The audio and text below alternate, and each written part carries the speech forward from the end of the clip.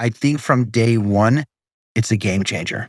You know, it's the ability to detect diseases before they become symptomatic. That is, I think that in the past, 200 years, we've kind of changed. Our perception about our bodies has changed. Our health is the doctor's responsibility. It's not our responsibility anymore. Welcome to 20-Minute Leaders. Just sit back, relax, and learn from the leaders of today. It's a journey. Each one is different, unique, inspiring. Let's get started. This episode is powered by J Ventures, a community-driven VC fund in Silicon Valley in partnership with Leumitech, sponsored by Homeward Ventures, Hippo Insurance, Upwest Labs, Synergy Global, Hillel at Stanford, Leap, Birthright Excel, Serona Partners, and in media partnership with CTech. Health is rapidly changing all around us. The digitalization of health is exponentially growing, and the consumer behavior that is adapting to this change is just fascinating. And this is exactly what this episode is about. Meet Guy Goldman, the CEO and founder of Diagnostics, 100% passive continuous urinalysis sensor that mounts to any toilet and can be used to early detect thousands of diseases. Prior to establishing Olive, Guy was the CEO of a number of technology and data science companies. Most recently, Guy was managing a large transportation service provider company in London. Of the data science companies, Guy pioneered the advancement of churn modeling for telecom companies and software licensing optimizations. Both companies were bought out, one by a publicly traded company on NASDAQ. Guy holds a BS in computer science from the University of San Francisco. I'm really looking forward to speaking with you about, technology, medicine, telehealth, digitalization with healthcare, and everything in between. The work that you're doing with Olive Diagnostics, I think it's so cool in today's world to have organizations and companies that are looking at the healthcare system, that are looking at us, humans, and thinking through technologies that will allow us to get the help that we needed, accessibility, better technology to diagnose and to treat. And so thank you very much for both the work that you're doing, but specifically for coming here now and talking about it. And tell me a little bit about, yourself. You've worked in quite a few organizations leading up to Olive Diagnostics. What's happening there? Yeah. Okay. So I was moved to Israel as a kid, and upon finishing the military and everything, I went back to the United States to study, and I graduated in San Francisco State. I studied computer science and physics, and was kind of on that path for a technology kind of career. But fairly early on, I pivoted and understood that the real money is in sales. And so I moved over to sales and then into management. And I was kind of managing, people's companies. I was like a CEO for hire kind of thing. And that's actually where the story of Olive Diagnostic actually begins, because what happened is I was managing a really large company in London, and I was doing kind of this 10-4 rotation between Israel and London, so back and forth. And one day I get this call from my mom, who's living here in Jerusalem, in Israel. I'm located right now in Jerusalem. And she tells me that she's been diagnosed with ovarian cancer. And, so your whole life flips around, and how can it be? You're so, you run and you play tennis, and how can that be? So whatever. So she did a few surgeries, and she started chemotherapy. And I don't know anything about chemotherapy. The only thing I know about chemotherapy is the big bad side effects, And I find myself calling home 3 to 4 times a day to ask, whoever was watching her that day, like, how's she doing? Is she eating? Is she drinking? Is she walking? Is she sleeping? Just, the basics, because I'm waiting for these bad side effects to take place. And my brothers and sisters here in Israel, they kind of said to me, look, it's great that it's heartwarming, the care and all that kind of stuff. But either come back to Israel or stop calling. But something has to change now, because I was driving them nuts, And what happened was, I started saying, okay, well, London's awesome. I don't know if you spent any time there. It's a fantastic place. And I didn't want to come back to Israel. I wasn't in any rush to come back. So I'm like, okay, fine. You know what? It's 2017. So there must be a technology that I can put to kind of, monitor her from a distance. I don't want to get blood test results and stuff like that. I don't understand that stuff, right? I just want to know the basics. And, it's 2017. There should be something there. It's not 1986. What do we have, right? But there should be something there. And so I start going, I'm starting to look, and I'm exploring. And there's nothing out there. The only thing that was closest were, those watches, smartwatches. And I got footsteps and heart rate, which is good, but it's not what I'm looking for. And anyways, then my dad got sick. So I came back to Israel and decided that this is crazy because anyone who's my age has parents who are, plus minus their age. I hope everyone's healthy and stuff, but, a lot of them aren't. And this problem of being able to just to know what's going on is probably a huge problem. I know I faced it. And I always say that in order for technology, to skip over the evolutionary curve, right? So you have an evolutionary curve of technology, you got your emails and you got them on your computer, then to your phone, then to your watch, that's evolutionary. Mm-hmm. But for something to skip over, there's got to be a really, really personal, deep reason why someone had to invent this technology, And all of diagnostic with its sensor that mounts onto a toilet and allows for continuous urinalysis 5 to 7 times a day, we're introducing a new science to the world, not just a technology, it's a science that we had to develop to overcome the tremendous amount of noise that's, inherent in the system.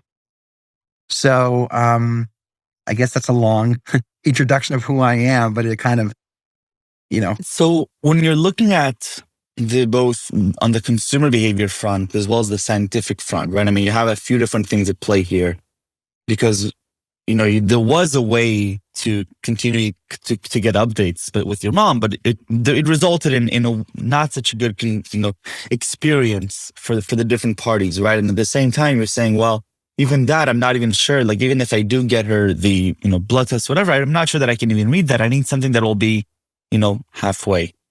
And so how do you think strategically through the solution? So when you're coming initially to all of diagnostics and you're thinking, okay, this is the solution that I want to enable and to embed, how are you shaping your priorities at that point?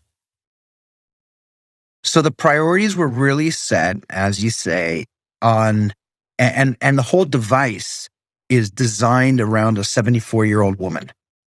Okay. So my mom, with all due respect, isn't going to change anything in her life to appease or nourish my curiosity. She's not going to do anything. You want to know, call me.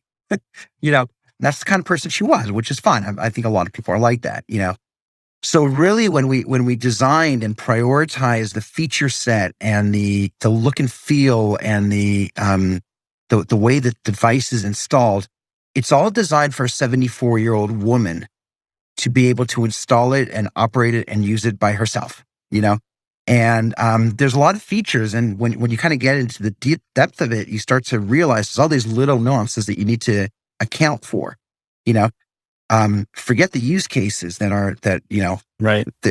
use it for anything. So you got to really, really kind of design it with that persona in your head. And she's the one who's going to use it. Fantastic. Take me back to the initial prototype. You're creating the initial device. You're going to the market. What are you trying to prove initially? What are sort of the assumptions that a company like Olive Diagnostics has to prove to investors, to the team, to yourself, that this thing is actually working? So that's a really funny story because when I first started this, somewhere in 2019, when I came up with this wild idea of using optics to do molecular analysis, one of the advantages of Israel is so small. I went to all the universities and spoke to all the optic professors, and all of them thought I was absolutely crazy to try to do what's called spectroscopy. It's the science behind the technology. To do spectroscopy in an open environment. Because if you go out and see a spectrometer is like this huge machine, it's $1 million, and you put a test tube inside a box and you close the box, you put it in this machine, you seal the machine, it's completely silent, And also I'm like, yeah, I'm going to put it on the back, on the side of a toilet. They thought I was absolutely crazy. And then the ones who kind of said like, yeah, maybe there's a chance, But the minute I said, yeah, we're actually doing the measurements when the urine is vertical, we're doing it horizontally it's in motion, and there's to the drops. They're going to be whatever shape they want to be. I just got laughed out of almost every single room. So when you ask, what do we need to prove? We need to prove that this was scientifically possible. It's like if I told you, okay, can you build me a time machine, right? You have to prove the science, that the science works. And we've had huge, tremendous scientific breakthroughs, and one of the things that we like to say, but people don't really get it, is we took the optics out of spectroscopy.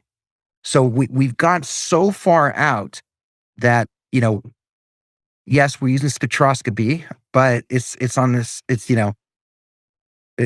something else, And so, and I had to prove it, to, first of all, to the investors and stuff like that, which was really difficult because if you don't get deep into the equations, it's hard to see if this is going to work. Right. But then I had to, anyone I tried to recruit, thought it was crazy. I'm So sure. there were a bunch of us crazy guys who kind of got together and said, well, wait a minute, let's give it a shot, And in Hebrew, there's a word called chutzpah, And our chutzpah is that we tried because it was against everyone's best judgment, but we tried it and it worked. It took us probably about a year to get to an actual prototype or a proof of concept, that you can actually detect using light, molecules, because molecules are so small, you can't imagine, right? Took about a year to do that. And then it probably took about another year to get the spread. So the person just urinates. Doesn't matter where they urinate. Doesn't matter. They don't have to do anything. My mom's not going to do anything. She's not going to turn on or off the light or anything like that, And so it took us about another year to get all the kinks worked out. And now we have a device that we're starting operations sales already in the European markets. Mid-April, it's going to be launched. Wow. We've got 100 elderly homes. So Incredible. 100 elderly. And at the phase that we're at right now, right? Where the phase where you're saying, okay, we've built this product, we think we understand the consumer behavior, we think we get the value proposition and that we're making it happen. Now you're sort of on the route to find product market fit, right? And so what is this, this next 100 households? What is the most important thing you want to learn from the deployment of these units? Honestly, just that people are okay with sitting on their toilet with this device. As simple as that. I don't need anyone to tell me if I'm detecting stuff or not. We know that. We've done it 1 billion times over. Just that people aren't afraid to sit on the device. Wow, I love it. So you say, I love the fact that you're narrowing it down and you say, okay, I don't need them to tell me that it's providing them, analytical value. I just need to know that they're willing to use it. Not for the science sake, not just in terms of their human behavior, their day-to-day. I think that's really, really cool. I really do love that. Seeing their toilet and looking at their toilet the same way for, 70, 80 years.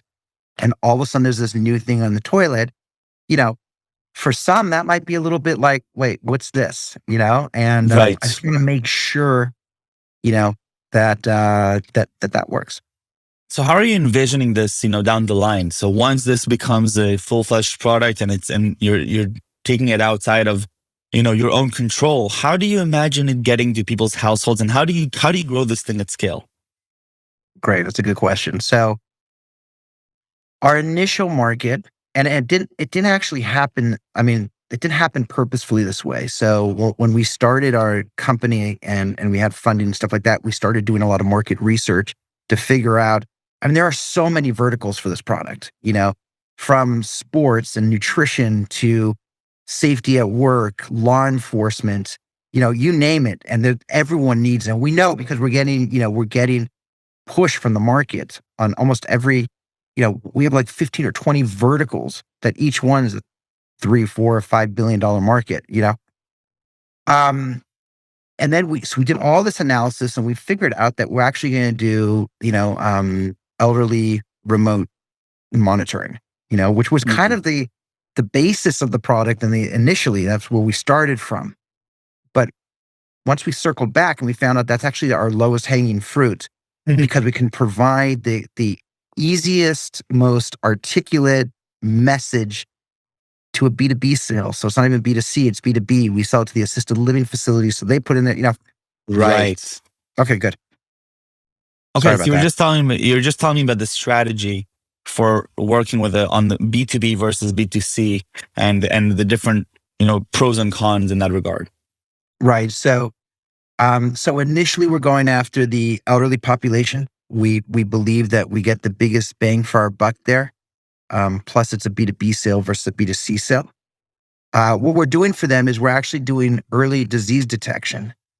So, if you think about a 78-year-old woman who gets a UTI or, a 90-year-old guy with kidney stones, they go to the hospital. It's not like just something, they go to the doctor because they have 20 or 30 symptoms, from, fever, and they're dizzy and they can't walk and they can't eat, So, but by being able to continuously monitor someone, you can actually pick up the disease before the symptoms appear. Okay. And that's really what what we're coming out with the first device. But like I said, there's some special, unique qualities to this device that makes it more appealing for someone older than someone younger. Okay. So now we're going through a mechanical and industrial design of our next version, which is just a clip-on. You just clip it onto your toilet, So for younger people who stand when they urinate versus sitting down and urinating, because there's some issues there. And there we want to go a lot more into the health monitoring / wellness, So sports enthusiasts who are looking to see how well they worked out, looking to see how their pre and post workout, how their body's reacting to their workouts, alcohol levels. Are you drinking too much? So it's everything associated with that. If you're thinking about, when this will become a game changer, how does that look? How does all of diagnosis become a game changer for humans, around the world? So I think from day one, it's a game changer. It's the ability to detect diseases before they become symptomatic. That is, I think that in the past, 200 years, we've kind of changed. Our perception about our bodies has changed. Our health is the doctor's responsibility. It's not our responsibility anymore, So if you want to get, you want to get an x-ray, right? You can't just go and buy an x-ray, get an x-ray done. You have to go to the doctor who gives you, a prescription for an x-ray. It's the doctor who does everything. It's not you. We've lost contact with our own bodies. And I think from day one, this is kind of giving us back that power to know what's happening inside our bodies without having to go through the whole doctor and all that kind of stuff. We can just get it right in front of us, We also believe that this is because of doing early disease detection versus symptomatic detection. Right. Huge, it's a huge change that everything changes, preventative medicine, all those kind of things, although we don't like to say preventative because we're not preventing it, we're just catching it early, but it's early curing, which is much cheaper. And, the lifestyle of that is just, huge. I love it. Guy, thank you very much for coming here and for sharing the story and the work. It's really fascinating, and I'm sure it will do so good for the world and for so many people that are using it. And I love specifically the intentionality behind, at the end, they just need to be able to be willing to sit on it, right? To be able to sit on this toilet and not feel like this product is not for them to use on their day-to-day. This is, there's a ripple effect of what happens. There's a chain reaction of what happens with the product right after they use it. But for this to work, they just need to be willing to sit. Exactly. And I just love that understanding and that statement. So, Guy, thank you very, very much, and stay safe and stay healthy. All thank right. you. Thank you. And it was really good being on the call.